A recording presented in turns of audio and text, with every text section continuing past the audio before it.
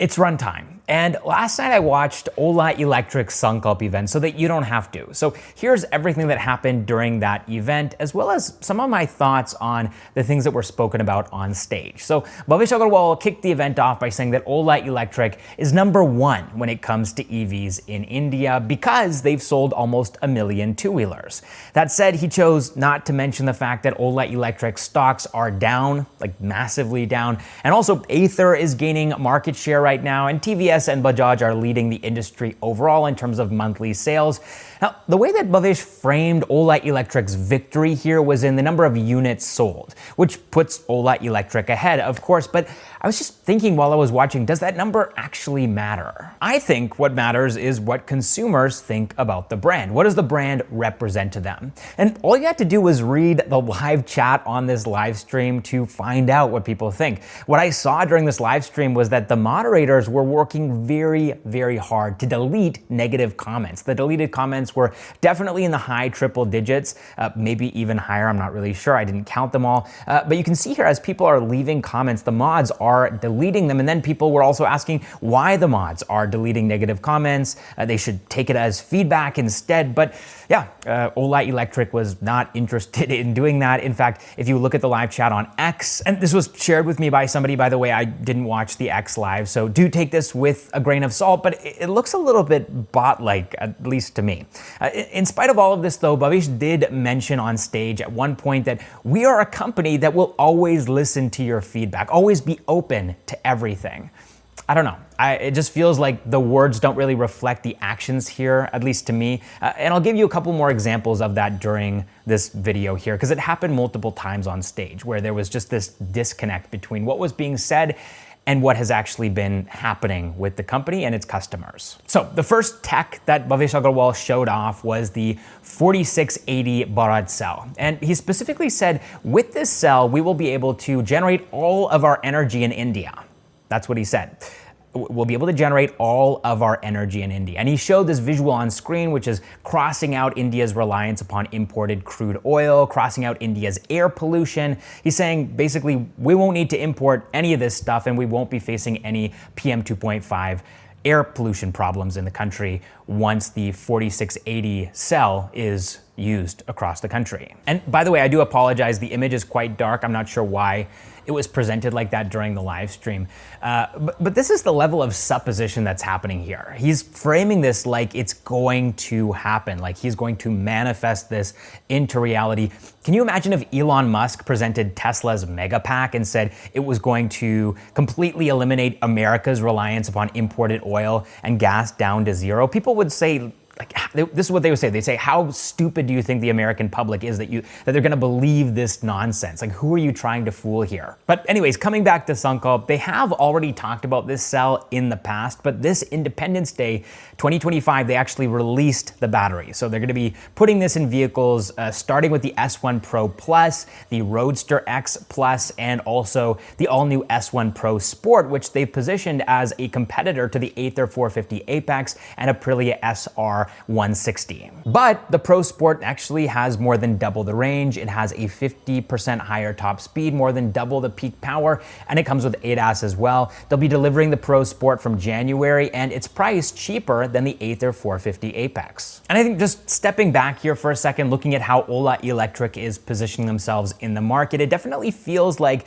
the overall theme at Sankalp this year was them saying, we're building this all in-house with this 4680 cell, and so therefore we're going to be able to produce these products at extremely competitive prices without compromising on quality. So they want to bring their stock price back up. They want more customers. They want more share of the market. And so they're hoping that even though people have trust issues at this point with Ola Electric, let's be honest, they're hoping that the lower prices and higher specs are going to result in more sales. Now, apart from the 4680 cell, they also showed their plans when it comes to other battery cells as well. In the future, they're planning to develop a 46100 and a 46120 cell. But then Bhavish held up this representation of the future, I mean, this is just a placeholder, but the future 46120 cell, and he put it next to a standard 2170 cell. And he said, this is where the industry is And this is where we are, almost 7 times more, much more energy dense, much cheaper to produce, much more faster charging, he said.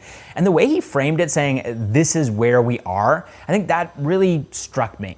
Because you're not there yet, right? You can't just show this representation of your future tech and say, this is where we are. Like, imagine if Apple showed off the iPhone 20, their plans for what the iPhone 20 is going to be, and they said, this is where we are, and Google Pixel doesn't stand a chance. Like, that just wouldn't make any sense. And then even more interesting to me here was just a couple of sentences later. He said, in the next 2 years, you will see this whole platform, he's saying this whole battery platform, play out. And so he's even admitting that this is not where Ola Electric is right now. It's where Ola Electric is maybe going to be in 2 years at best. And again, this is a company that promised premium electric cars in 2024. So when I say 2 years at best, I really mean it. It could be 3 years, it could be 4 years, but it's definitely not now.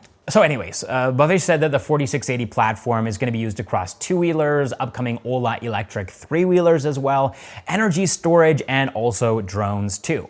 And then after that, after the Bharat Cell, Bhavish started talking about Ola Electric's new Ferrite motor. He said, we will leapfrog because the next generation of motor technology does not need rare earths. Ola Electric's video says that ferrite magnets are a better alternative to rare earths and shows that Ola Electric has achieved the same performance as standard interior permanent magnet motors where permanent rare earth magnets are embedded within the rotor. But this new ferrite motor has improved thermal capacity, lower cost, and of course, from a supply chain perspective, they're saying it's gonna be way easier to manufacture these motors because they don't have to rely on importing rare earth metals. Now, these ferrite motors are not currently in any Ola Electric production vehicles, but they are testing the tech out right now, they said, and they're also saying that we will be seeing it in customer vehicles soon.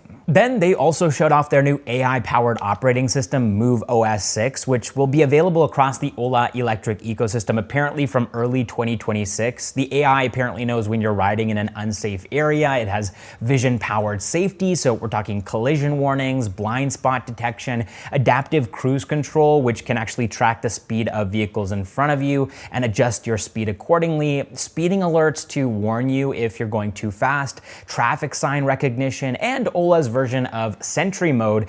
Basically, your Ola vehicle will have camera-powered theft alerts. Oh, and they're also saying too that they're gonna have AI-powered voice assistants that speak 11 Indian languages, and this is gonna be a two-way conversation, kind of like Siri, where you can talk to MoveOS 6 and MoveOS 6 will talk back. Also, for content creators, they're saying MoveOS 6 comes with vlog mode and camera controls, and also the UI, the dashboard, also comes with generative AI, which was unexpected. So you could actually prompt MoveOS 6 to create a specific kind of dashboard based on, they're saying, the natural beauty of India. Now, the event closed out with Diamondhead, which they're referring to as a moonshot just because of how ambitious this project is. It's Ola Electric's upcoming performance electric motorcycle, and it apparently will feature remote summon. So I guess it can balance itself on two wheels and come to you kind of like a Tesla does. This is actually something that Ola Electric had teased in an April Fool's video back in 2024. Back then they called it the Ola Solo, and so they had their S1 scooters balancing on two wheels and just sort of navigating autonomously. And at that point in April of 2024, this was a joke. It was just a gag, right? But it looks like now they're actually going to be trying to productize this in the Diamondhead. And Bhavish actually said, Diamondhead will be the most amazing bike ever built. Ever. He repeated ever twice. This is not me paraphrasing or adding to what he said. Again, very grandiose language here being used. He said, it will be the fastest. This is what he said. It will be the fastest, the safest, the most connected with you as a rider. It will be 0 to, he didn't say this part, but this is just the statistics that they put on screen, 0 to 100 kilometers in 2 seconds. They're aiming to launch Diamondhead in the middle of 2027, and they want to price it at 5 lakh rupees. That's the target. And so that was Sankalp 2025. That is everything that happened, summarized for you. I think personally I walked away from the live stream struggling to separate what was real and what was planned. What does Ola Electric actually have? What have they actually built? And what are the things that they're just internally working on right now, maybe even just ideating on, but there's nothing tangible. But still, they're on stage presenting it like it's reality, like it's already been built.